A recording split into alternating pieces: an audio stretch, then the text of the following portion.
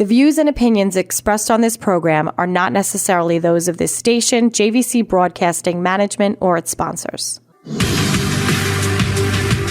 And welcome back to another episode of The Credit Authority. Once again, I am your host, Rhonda Kulch, and I am so glad that you tuned in today.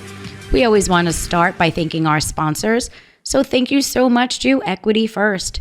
If you are experiencing credit and or financial challenges, feel free to reach out to any one of their trained professionals. They are bilingual, nationwide, and waiting for your call. They could be reached by dialing 631-714-4822. And with that out of the way, I am so excited for our first guest today. So welcome. We have a friend of mine, Matt Wolff. How are you? I'm doing great. Thanks for having me today. I love it. You know, I love speaking to other entrepreneurs, people that are philanthropic, business owners, trendsetters. So I love the fact that you and I are having this time to really, speak about your business a little. So you and I know each other. Your business is the Ticket Time Machine. So why don't you tell everybody a little bit about the Ticket Time Machine and what you do and who your audience is? Sure. The simple way to describe what we do is that we're keeping the printed memory alive. With everything going digital, we've decided that people still want a physical keepsake, and we think it's a good way for teams, leagues, events to engage with their fans and offer value for sponsors and partners. So we have animated tickets, credentials, badges. We have old school box office style tickets, and then anything in between. Some other ancillary products like ticket frames where you can etch photos of yourself into it. And we've also partnered with some great tech companies to enhance the fan experience. I love it. So is this something that somebody would find online or at a live event? Yeah, so basically right now we're mostly B2B. We don't have permission to do anything on our own. We do have a website where you can order a ticket from an event you went to. So if you went to a Bruce Springsteen concert and you only had a digital, you can go to our website, fill something out, and we'll print you a physical ticket and send it over to you. But the majority of what we do is with the companies themselves, and then they either give it away as part of a VIP package or they sell it to their fans or attendees. We also do work with conferences, so people walking around with unique badges at conferences and trade shows. So it's mostly B2B at this point, but hoping to expand that as we grow. Which I love. And if you think about it, you and I are a similar age and you have this next generation and you're hitting it on the head. It's very digital. And there are so many people that love to preserve and collect the memories of the things that they've done along the way.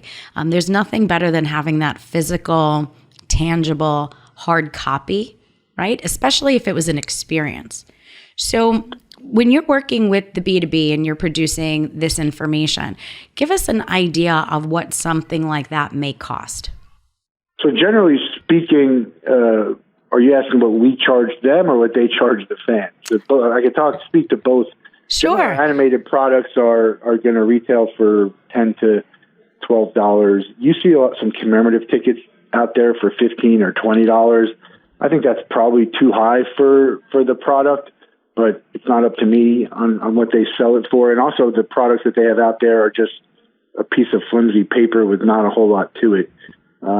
If you're ordering with Ticket Time Machine, the minimum order is 200 pieces, and they're $2.50 each, and then the cost goes down as you get a higher volume. The cost to set up the press and put everything together. Once you have it rolling, as anyone knows in printing, the more you print, the less it will cost per unit. Understood. So when you are out there as a business owner and you're promoting your brand, who are you promoting to? Like, who's the perfect person that makes your business tick? Yeah, the perfect person to talk to is someone who is running an event or a team, a league. But I also think we're ripe for sponsors and partners to leverage our unique and innovative assets. So it's really anyone involved with an event, a team, a league, a venue, a brand. It really is almost anyone because we're expanding. We do weddings and bar and bat mitzvahs. Sweet 16s and graduations and family reunions and, trade shows. So, I mean, we have business cards with Tap Technology that offer networking hubs. So it's almost everyone I talk to is someone that could have use for what we offer in some capacity. I love it. Now, obviously, we're in New York. You are in Florida. Is this a service that you offer nationwide? We're nationwide. We've done international business, which I hope to expand probably next year. But it's all over the U.S. and hopefully the world. I mean, events anywhere. It's just a matter of us shipping something which can be done, and we fulfill on a one-off basis if people need us to do the fulfillment for them, or we just send them their whole order and let them fulfill it. We aim to be a one-stop shop and to make it so they just have to say yes. We don't have the time, the resources, the money. We just want you to say yes. You'll figure it out. Everything if you need to. Yeah, you'll make it work. That's how us, entrepreneurs make, things happen, because we figure out the solution and we make it work. So you find the way that people give you answers, and it's just like, well, you don't want that to be a reason for someone not to order. No. It seems silly. No, and you believe it or not, while I was driving into the studio, even this morning, I had gotten a referral for my business. And, sometimes it doesn't work for everybody financially, but as a business owner and looking at the market, you never want to turn somebody away. You want to just get creative and figure out how you can make that work. So let's switch gears for another minute. So one of the other things that you do, which I love for the obvious reason, is you actually have your own podcast called The Wolff Den. So tell us a little bit about The Wolff Den and where we can follow you.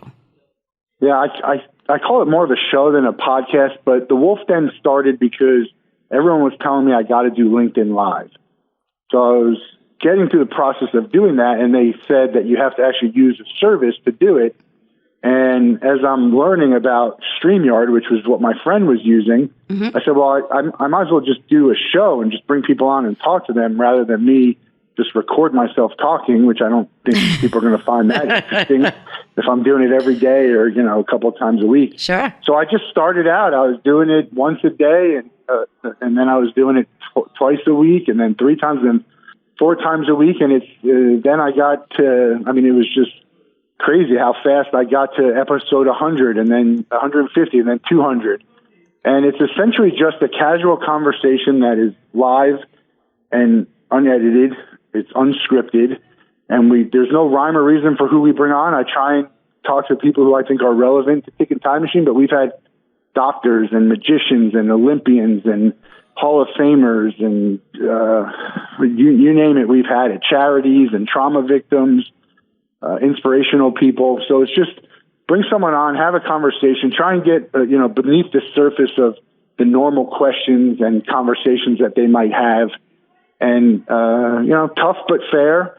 And it's been fun. It's just great there's so many people out there. Everyone I think has a story, and to hear these people's stories, some people you've heard of, some people you've never heard of, and some real incredible just stories to tell, and they inspire people.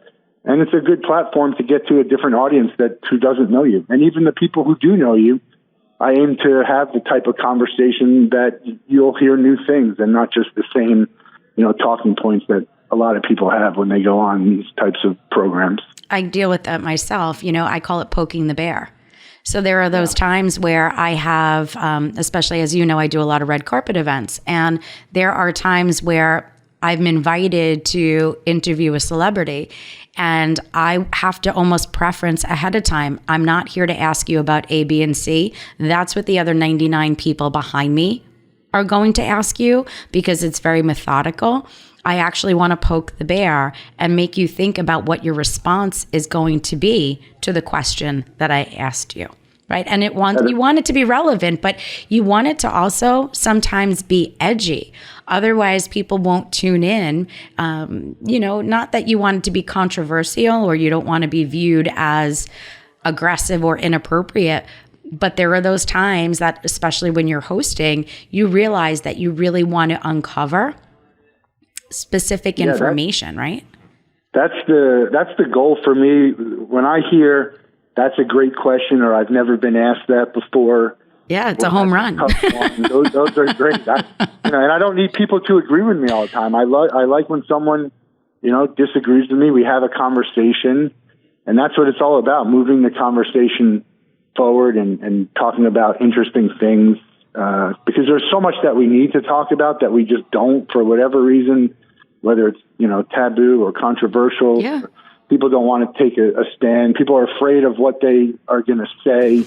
We're lucky to be able to say whatever I want, and I just, I have consequences if I say something bad, but I own it, and, that's one of the great parts of being your own boss. I love it. So once again, we are speaking with Matt Wolff today. He is the founder of Ticket Time Machine and the host of the Wolff Den. We will be posting all of his information so you can touch base with Matt directly. Otherwise, until next time, stay tuned for our next guest.